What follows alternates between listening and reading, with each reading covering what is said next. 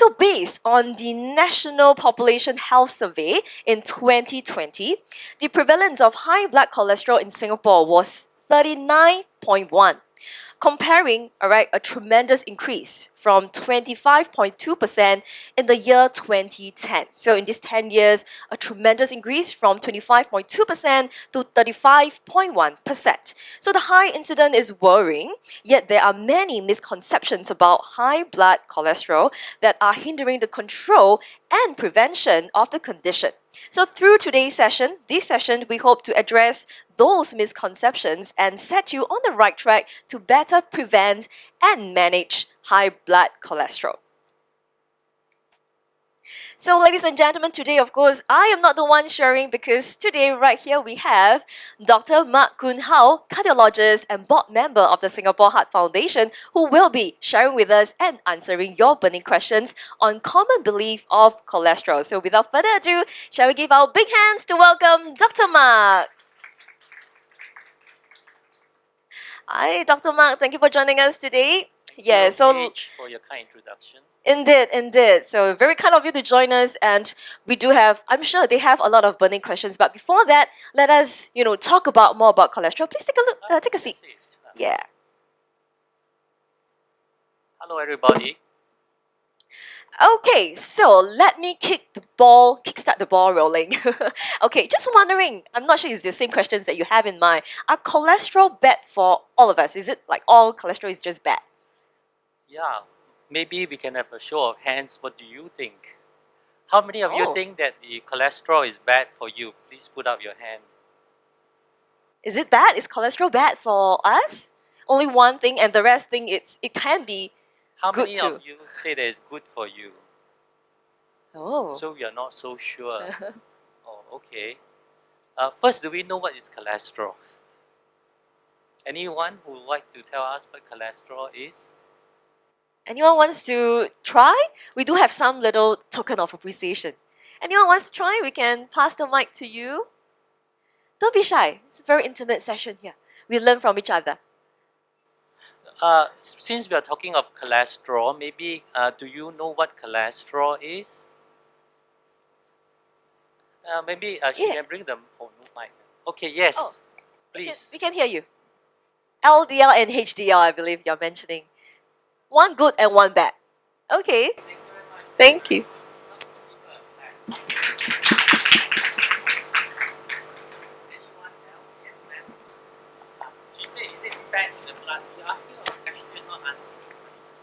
Fats accumulated in the blood. Is that cholesterol? Okay, maybe thank you very much for your answer.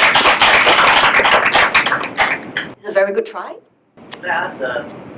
Cholesterol is a substance that is found in the normal plants and animals, sorry, not in plants but in animals itself. It is actually found in all our cell membranes, in which is used to make, where our cells in the body, right? There are little components where they make up into organs and so on. So it is on the wall of the cell, and it's also used to make hormones. So when you say cholesterol is good for you, yes, it is necessary for life. Is cholesterol bad for you? Let's go and consider the question. Now, so it is a normal substance that's found in animals.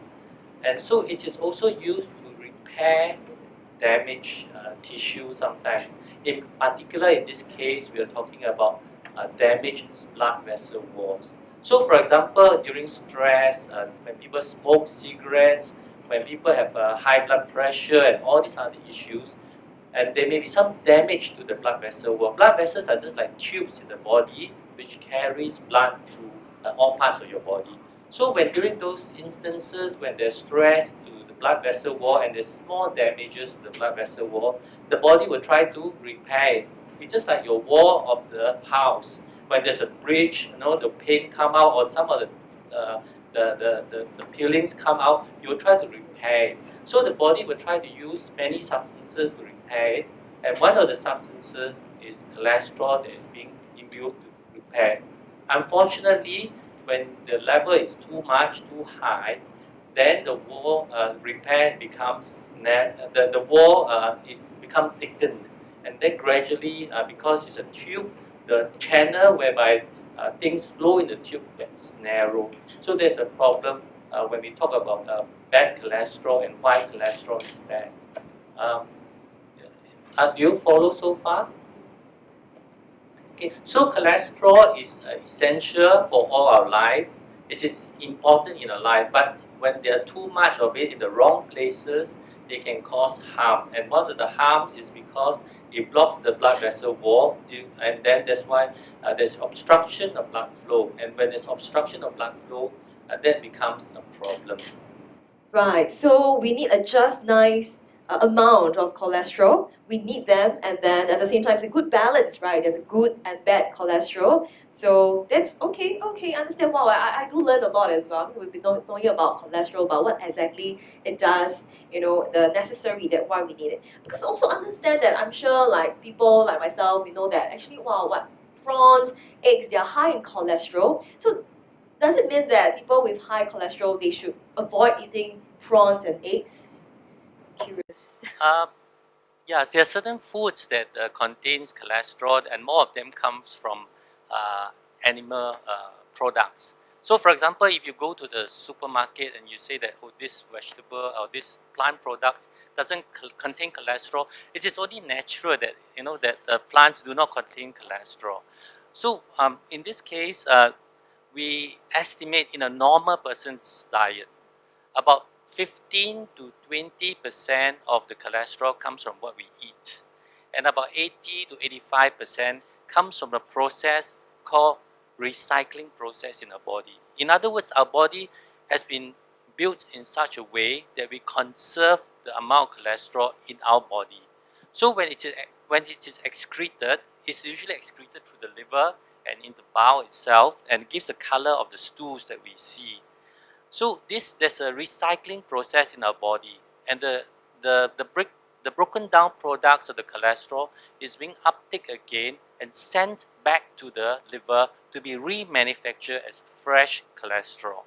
So there's this recycling process.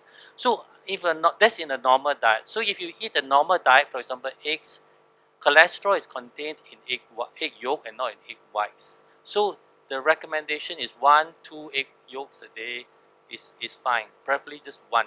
Previously, the thought was that a high cholesterol diet will lead to a high cholesterol level in your blood. Unless you're taking in very excessive amounts or large amounts, then that could be the case in itself.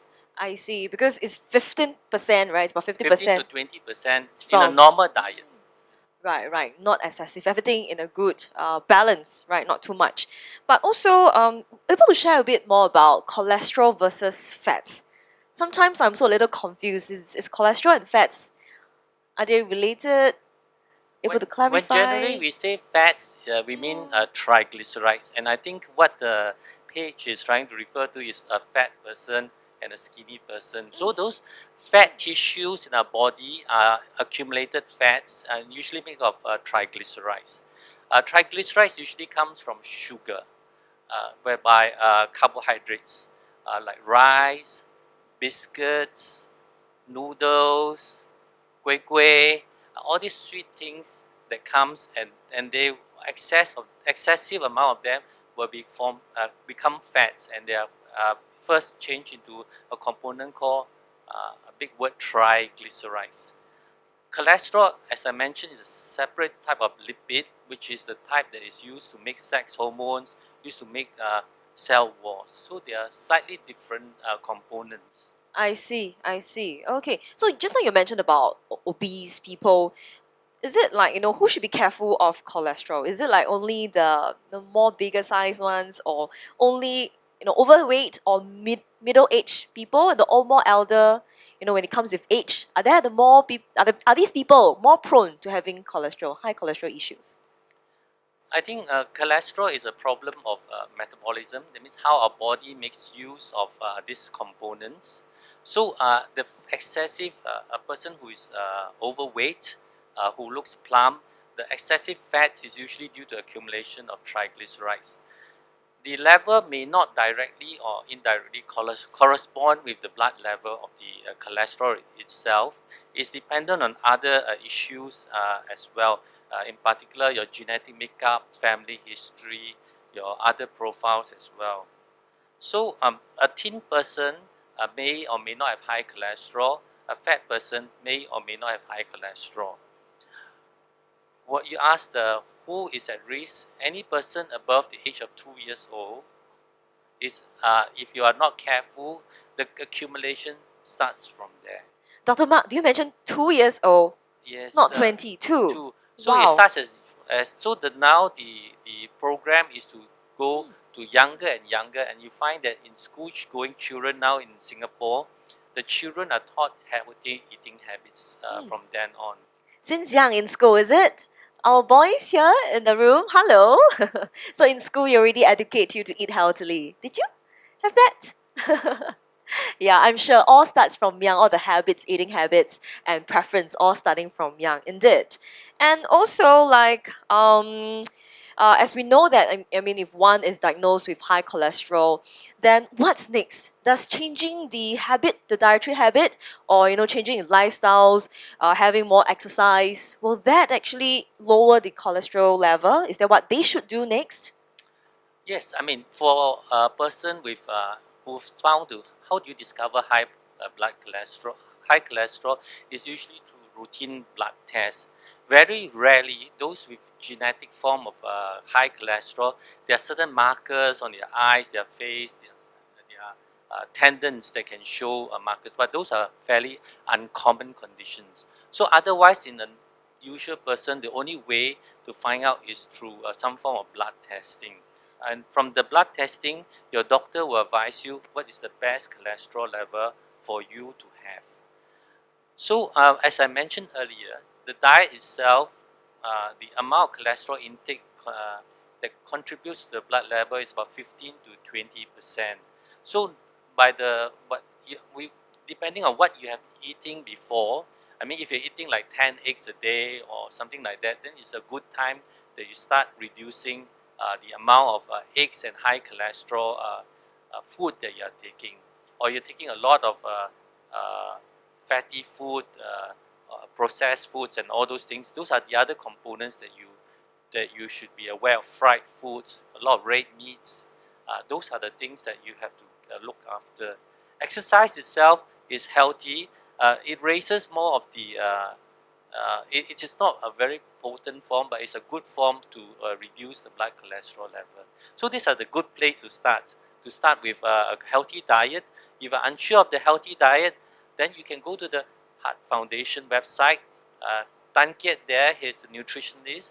There are a lot of interesting recipes and interesting way of putting and choosing your food and choosing what sort of food that is beneficial for you. Exercise, there's also the physiotherapists from the Heart Foundation who's able to help you with simple exercises. Different people have different requirements for exercises. A person with leg pain, a knee pain, hip pain, back pain may not be the same exercise the same way as a healthy young man or woman itself. So there are different ways that you can start off exercising, which is suited for yourself. If you have further questions, I think the Heart Foundation will be able to help you further. Oh, that's nice. Yes. So do approach the Singapore Heart Foundation if you would like to have some advices. Because earlier on we did have an interview with Miss Hong Hui Fang. She did mention about, if having like high blood pressure, they shouldn't be doing too strenuous exercise. So just like what Dr. Mark mentioned, everyone is suitable for different types of exercises. Some might not be even suitable for too strenuous, or you are more suitable for something more light for your heart, isn't it? Dr. Mark, that's what you're trying to mention. Yeah, so you have to individualize or personalize each of the program. So you also mentioned like everyone requires different level of cholesterol, is it? Not really requires different. The target for having a low cholesterol or the target level cholesterol may differ with different persons. For example, cholesterol is just one of the major risk factors for heart diseases and stroke. So the other risk factors, I think they must have spoken to you: high blood pressure, diabetes, and so on. So being a man, unfortunately, is a higher risk of having heart disease compared to a woman. until after 5-10 years for women after menopause. So ethnic group, unfortunately, I mean, you can choose your friends, but you can't choose your parents. So certain ethnic groups like South Asians and Malays are at higher risk. Those factors, we are not able to change them. Genetic factors, we cannot change them. But those those that can be modified, like high cholesterol level, is one of them. It can change. So it's only one of the risk factors. So if you smoke, then smoking is another risk factor. So for people with already established like heart attack or stroke, with diseases like that, the target is going to be much more stringent than a person, say a normal person who does not have any disease or illnesses. You know, I have people, the easiest illustration I always tell people is, some people, the smoking is related to lung cancer. Everybody accept that as a fact. Not all smokers will get lung cancer. I have stories that the people tell us that my grandfather, 90 years old, smoking like a chimney and still well. I mean, Winston Churchill lived until 95 and smoked cigar, like, a lot of cigar. So smoking itself uh, increases the risk of you getting lung cancer, but doesn't mean that when you smoke, you will definitely get lung cancer, but the risk is higher. So similarly, if you have high cholesterol level, the risk of getting heart attack and heart and stroke is going to be higher than the person who does not have a high cholesterol level. So that's what this what we mean by a risk factor. So is it like a smoker will affect the cholesterol level as well? Yes, Smoking. smoking unfortunately also raises what the lady, the lady at the back there, say that it raises the so-called the bad cholesterol level, and that will increase the risk of getting a heart attack and strokes as well. Right, right. And then now we understand that the causes for high cholesterol, it's high blood cholesterol is genetics, can be diet, can be smoking, right? These three Lack of mainly. exercise, Lack of exercise. Yeah. stress. Oh, stress too. We need to relax more. All right, and the way to recognize this issue is health check, isn't it? Only health check because, as mentioned by Dr. Mark, there's no symptoms. All right, and only through health checks you're able to know your blood pressure and then your cholesterol level. All these issues, then we're able to identify, and that's when you have to take note of what you need to control in terms of diet, to quit smoking, to do more exercises. Okay, and for those who are facing with high blood cholesterol issues, statins. I'm sure if you are, I mean, you might be familiar with this word statins, the medication. So I also heard people talking about statins have side effects. We shouldn't start taking them. Would you be able to share a bit more, Dr. Mark, on statins? Thank you. Yeah, this is a very interesting topic, Paige. The statins is a group of medicine which is used to lower blood cholesterol level by blocking the process of manufacturing of cholesterol in the liver. Actually, it's discovered by accident by Japanese scientists, in which they in the fungus they grow, they found that it inhibits the cholesterol synthesis, and it's also found in some of the natural food that you take. For example, I was talking with Paige, in the Fuzhou people, they eat ang zhou peng, right? So inside they can also have a substance produced by the yeast, which is similar to what we call lovastatin, a statin, which is also used to lower cholesterol. So whether you need to take a statin or not take a statin, your doctor will help to decide on that issue. But should your doctor decides that it is appropriate to start on statin, what does the word appropriate means? Appropriate means that by taking the medicine will lower your chance of getting stroke or heart attack compared with the risk of the potential risk of taking the medicine. So that is what we mean by appropriate to take the medicine. So your doctor will assess your risk profile. For example, whether you have a heart attack or not, whether your family history and all those, whether you're a smoker, and then ascertain whether you should be taking the medicine to lower the level of cholesterol to a certain number in order to reduce your chance of getting a heart attack or a stroke. So everything that we consume has side effects, unfortunately. You know, water itself, you know, if you don't have water, you don't drink enough water, the person that cannot live. But you drink too much water, the person also can have side effects because the person become bloated, the too much water they can go to heart failure. You know, so everything in life is in moderation and what is required to be that we need.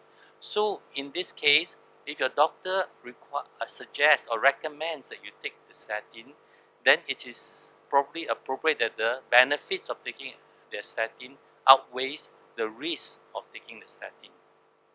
Like I said, many things in life have side effects. Even sitting down, the ceiling may fall on us. So there's a risk that we have to take. But of course, we know that the risk is low, and therefore we are quite comfortable in sitting down. And I think we want to talk to one another, so we sit down and talk to one another.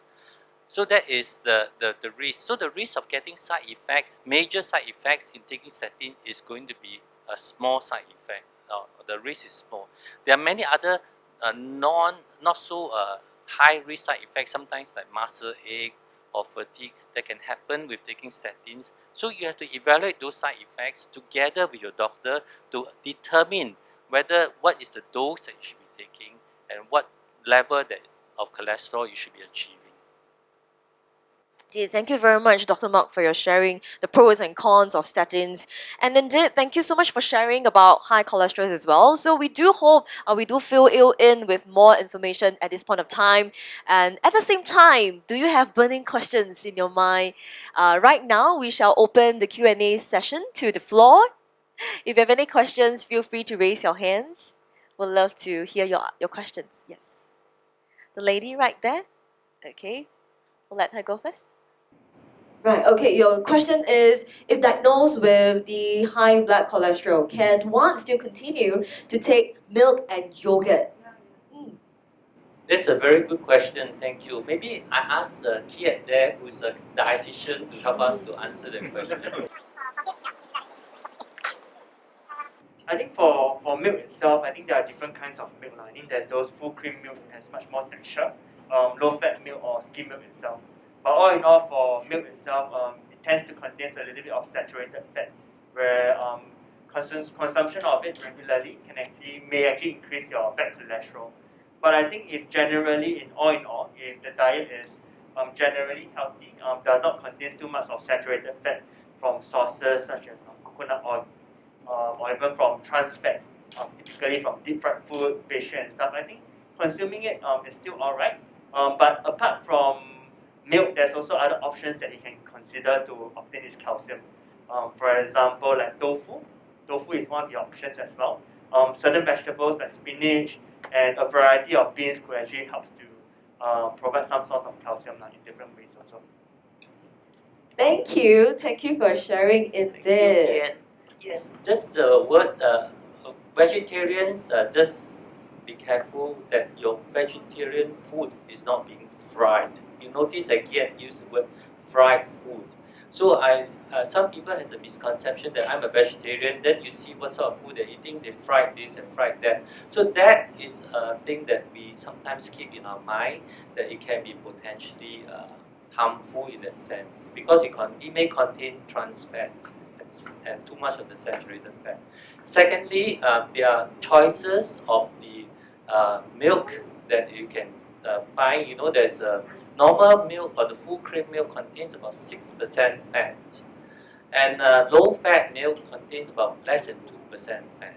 So that is what you can choose. I mean, you can choose a low-fat option in terms of the milk itself to help to achieve your other goals. Kiet has already mentioned the other vegetables as well. Thank you very much I for caught your it, question. like spinach, beans, all these vegetables as well. Thank you for your question indeed. Alright, do we have another question? Okay, madam. Okay, seafood is high in cholesterol, we understand. Do we need to avoid totally? Try to avoid the prawns, mostly the prawns. Kiet, you are in Okay, demand. nutritionist. Okay. I think few things to clarify. I think one thing that we need to know is that sometimes we wonder, does dietary cholesterol and cholesterol that we get from food actually affects our blood cholesterol? I think for general healthy individual, I think recent research has actually suggests that it does not have too much of influence. Okay, the dietary cholesterol. Okay, but of course, if you have diabetes, high blood pressure, or high blood cholesterol, you have to be more mindful about the cholesterol that you are consuming. Okay, so for cholesterol, food that are high in cholesterol, there are different kinds. I think seafood can be one of them. Typically, a lot of people talk about eggs. Right, eggs are generally high in cholesterol. Whether should we eat it or not? I think one key things that we need to be mindful and be careful about is eventually is the good fats and bad fats that will actually influence a little bit more about our blood cholesterol. So, for instance, like bad cholesterol, I think you all have participated in some activities earlier, right? What are bad cholesterol? HDL or LDL? LDL is bad cholesterol, right? So typically, bad fats will actually increase our LDL cholesterol. And sources of bad fats will be like our saturated fat and trans fat that which we have mentioned earlier. So to the question again, okay, just now whether can we still consume seafood or not? I think there are a few key things that we need to think of. One probably would be like our cooking methods, for instance. Like for example, when we talk about shrimp, like our prawn, right? If it's just a basic like steamed prawn, okay, like a light stir fry itself, generally it's okay. But if you're cautious about the cholesterol content, try not to consume too much of the prawn in itself. But the prawn is actually a good source of protein, which is quite lean. Okay, if it's steamed, it's still alright. Okay, but if the prawn is that kind of salted egg prawn, butter prawn itself, those if you consume it regularly, the likelihood of it having a much more influence of your blood cholesterol will be way higher. Okay, but most importantly, try to have a variety of different different food groups you consume, so they can maximize different benefits, and there's much more enjoyment as well. Also, okay, thank you. Right, thank you. So Thank you very no much. 炸虾球, the method of cooking does affect. So I heard and understand is the main culprit is more of like the oil, the fats, than the food like the seafood, because if you steam it, it's still fine. You can still enjoy your garlic steamed prawns in moderation, of course, as we always advise. Okay, Dr. Mark, anything to add on? Yeah. So as Kiet has mentioned, you know when you take out the head, I think you cook and you take out, and what color do you see those juice coming out? Those things. Those are the parts that actually contains the cholesterol itself. The roe and the brain is full of cholesterol. So this is the part that you should be careful of. The rest of the body is just like any protein that is eaten, and it's a source of protein itself. Right. So talking about roll, prawn roll, also like perhaps like the fish or crab roll, all these are also have to be careful, right? It's equivalent to the egg yolks. Yeah. Indeed. Okay. Yeah. Just like egg yolk. Indeed. Okay. Any other questions? The lady at the back. I think Kiet just pointed out that coconut is saturated fats. Although it's a medium chain, I don't know. I'm sorry to give you all these details, but it's a different. It's not a long chain and then a medium chain fat, saturated fat. Therein come the controversy or controversy, in which some people think that because it's medium chain and it's not a long chain, therefore it is not fat. So if in the general advice is that use less oil, the least oil that you can to cook, the better. So cashew nuts. Cashew nuts. Is it okay to consume them? I mean, cashew nut first is a misnomer, right? Cashew nut is not a nut. So just to clarify. So cashew, I mean, just like any of the stuff, you can eat it, but again, eat in moderation because of the calorie content in itself. Alright, so earlier we were talking about the coconut milk. How much do we, I mean, is it okay to have coconut milk? And our nutritionist mentioned you can mix not everything, in your recipe, they have a certain amount of coconut milk. Replace it with evaporated milk, and yogurt can be replaced on that as well. So to make it your cooking, your dishes to be slightly healthier than fully using all coconut cream. Thank you. Right. The gentleman, you have a question early on. Does cholesterol cause cancer? I don't think so. Cholesterol, as I mentioned, cholesterol is found in normal cells, and therefore I do not think that it will cause cancer. interestingly, there's initially found to be an association of low cholesterol level with cancer. We do not know the precise reason for this association. It may be due to poor eating when the person has cancer and therefore they do not eat so well and the cholesterol will be low. We do not know the exact reason for this relationship. Thank you for your question. Right. Does blood donation reduce the cholesterol in the blood? The bad cholesterol through donation, blood donation. Thank you very much for a very interesting question. There's a way to treat very high cholesterol level in which those uh, familiar, those inborn type of high cholesterol. It's called plasmapheresis, whereby the blood is taken out from the person and then the cholesterol is being taken away and then put it back to the patient. But unfortunately, this is done on a very regular basis. And blood donation, you can only take it once in 3 months at most. So by just donating blood once or twice, or maybe 3-4 times, up to 4 times a year, is unlikely to change the level itself. It's a very interesting question indeed. Thank you for your question. Yes. Okay, any more questions? Feel free to ask. We do have a doctor here. Free consultation for all of you. Come. What's the genetic? Okay, you're talking about the genetics, in terms of your family having genetics issue, not issue, like through genetics, that the high cholesterol got passed on. So how do we stop or prevent this from passing on to the next generation? Any ways for that? First, there are two main types of genetic hereditary or genetic type of high cholesterol that we talk about. I think there are certain types that what we call many genes that affect the cholesterol levels. That is what most people would be having. And there are certain types which is due to a single gene defect. That means the abnormality only occurs in one or maybe a few genes rather than many genes. At the moment, there are some treatment for these patients who are having this kind of cholesterol level, and they may have a very early heart attacks or stroke. Whether to pass on to the next generation and whether to treat is something probably in the horizon, whereby they can use methods to modify genes.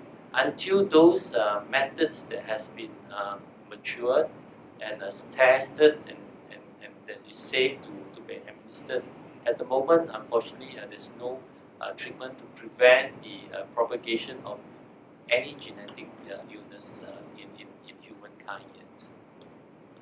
Right, thank you for the questions. Actually, downstairs, one of the booth did mention about this genetic that can pass on to the next generation. And I remember it's about 1 in 20,000 and the population will have this possibility.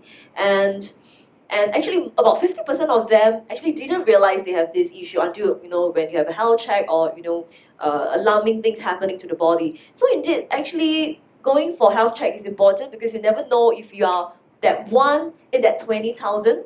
All right, and as what Dr. Mark mentioned, it takes a while, it still takes some time for them to study the genes and to see how we can stop this chain, preventing it from passing on to the next generation. Thank you for the question. Hey, hi, sir. Yes. Does exercise reduce cholesterol? Well, if a person hasn't been exercising, to initiate on an exercise program may help in somewhat lowering cholesterol together with a good diet or good. But the amount or the extent of lowering it cannot be too.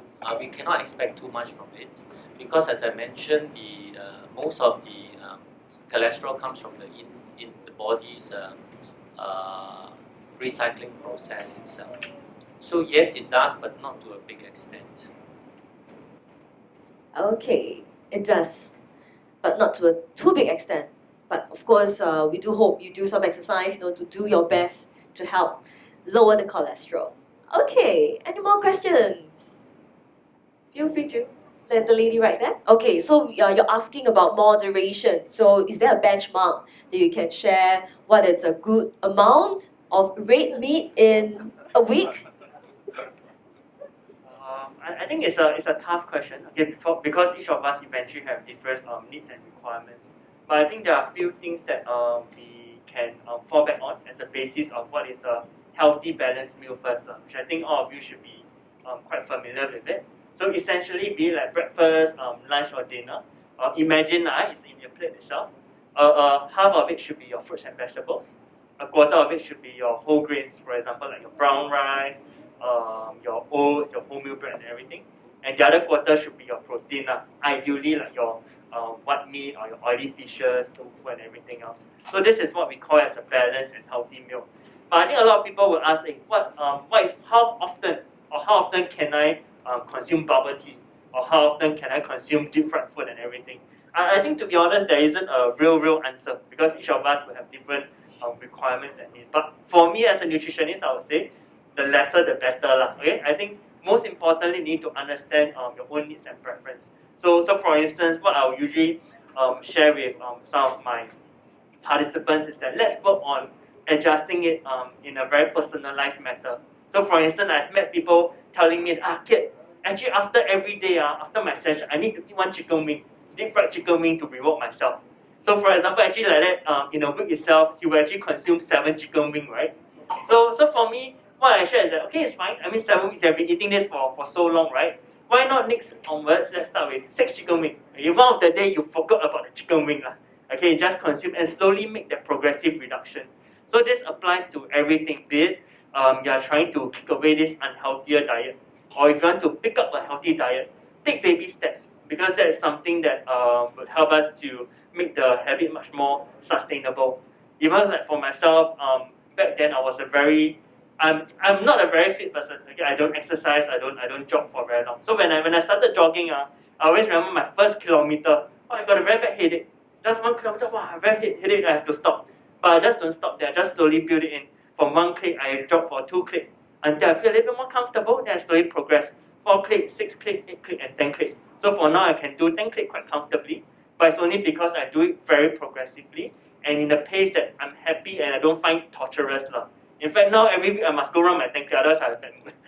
So this is something when we talk about healthy eating and healthy habits. So take step one at a time and set your own personal, achievable goals. Okay? Thank you. Yes, indeed. One step at a time, at least the first step is taken, and then you follow through, you will be able to take bigger steps as you go along. Yeah, as Kit mentioned also, like everyone has different dietary requirement. Even for guys and girls, we have different requirement in terms of like perhaps protein, like what I need and what Dr. Mark needs is different. Yes, and also you mentioned about the health promotion board. They have this quarter half. So yeah, I think it's a good guideline for us to manage daily dietary with a quarter and half. Yeah, quarter of whole grain, quarter of lean protein, and half of fruits and vegetables. Thank you. Okay, any more questions? Oh, okay. Symptoms or indication if there's a blockage in the vessels. Yeah, thanks for your question again. If you look at the information available to you and to what you know from your friends, sometimes your friend said I have chest pain, and then the next thing you know he was admitted to the hospital and he was told to have a heart attack, and he said that I never had chest pain. How can it be a heart attack? So it's estimated that about half the people with heart attack do not have symptoms before. So that would be something that you have to be aware of, and that's why there's some call for routine screening, especially those with risk factors, and how to minimize the risk. So about half of the people do not have symptoms. The classical symptoms of narrowing depends on where the narrowing occurs. So if it occurs in the heart itself, there may be chest pain, breathlessness, giddiness. Those are the common symptoms. If it occurs in the brain, there may be numbness, weakness, difficulty in speech, or swallowing. or double vision. So depending on where the narrowing occurs, if it occurs in the leg, then there may be pain in the leg or calf when you walk and relief by rest. So that is depending on where it is. But by and large, for heart attack itself, as estimated, as many as almost half of the people without did not know that they have narrowed before. Part of the reason is because the narrowing is not progressive. It can be sudden, in the sense that it doesn't go like 10%, 20%, 30%, 40, 50, 60, and so on. But suddenly it can jump due to some breakage of the blood vessel causing the clot to form. See, thank you. Thank you, Dr. Mark. We take 2 more questions. Thanks for the question. Some of the cancer treatment patients do have medicine that may elevate cholesterol level. So your doctors who is giving medicine to treat some of these conditions are aware of these complications or potential side effects, and they will monitor your condition and probably advise you on your diet and your exercise to prevent it from rising further. And if it rises to a level that requires treatment, then your doctor will treat the high cholesterol level. Right, you have a good discussion with the doctor to see what's the best for yourself. Okay, hope Dr. Mark has answered your question. Do you want to take just one more last question? Just now we saw Lee. Is it true as you age, the cholesterol level will follow you through the numbers? Will it go up as well? Unfortunately, this is something that every body experiences. As we grow older, things don't function as well. So yes, it can rise. How fast it rises and how much it rises depends on your diet, your other activities, exercise, and so on. So at all ages, we should start initiating preventive measures, eat healthily, exercise regularly, have adequate rest, and if you smoke, stop smoking, and then have adequate family, a good family support to support your emotional and mental health too.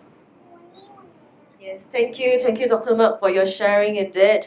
And thank you for all your questions. We really appreciate that because as you ask, it might be similar questions that someone else have in mind, and we all learn together. We'll all learn through all these questions. Thank you so much to each and every one of you for joining us and your questions as well. Also, thank you to Kit. I think you should join us next round with a nutritionist, another sit for you. Right, thank you so much. So with the closing for this health talk, maybe Dr. Mark, would you like to share some takeaways you would like to? Okay, great, thank you. So your takeaway will be exercise regularly, your diet, have a well-balanced diet, and also importantly is go for health check. I think it's important.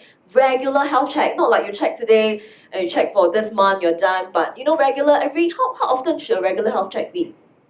I think the Health Promotion Board has some recommendations depending on your risk and you have sometimes 2 to 3 years and depending on the age. So you can look that up in the board's recommendation. Right, yeah. So early and regular health screening as well as knowing your family history. Ask around any family history of having like high blood cholesterol issues, and also do not reject any treatments. Alright, don't be afraid. I'm sure your doctor wants the best for you. Alright, so thank you once again, Dr. Mark, our participants today, for joining us. We do hope you have a clearer understanding of high blood cholesterol. So once again, this session is organized by Singapore Heart Foundation with support from Novartis for National Heart Week World Heart Day 2022 event. So with that, thank you so much for staying with us. Thank you once again, Dr. Mark. We hope to see you again and take care, stay safe, love your heart. Thank you. Okay, thank you, Paige. Thank you, everybody, for coming. Have a good weekend. Thank you.